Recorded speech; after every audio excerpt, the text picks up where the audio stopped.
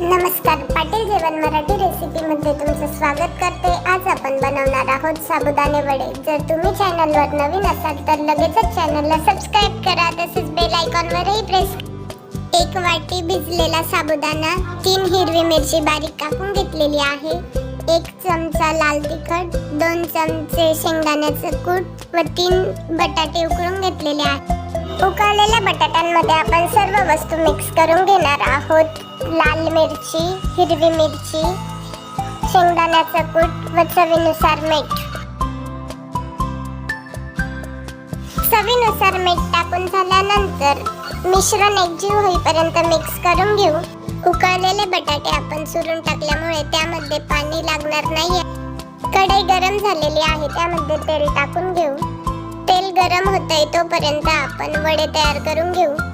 वडे तयार करून घेण्यावेळी हाताला पाण्याचा किंवा तेलाचा वापर करावा।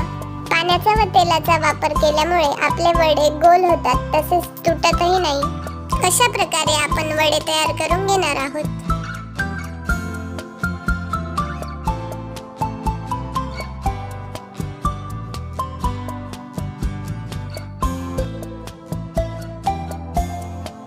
कढईत तेल गरम झाल्यानंतर एक एक वडे तेलात टाकून घेऊ।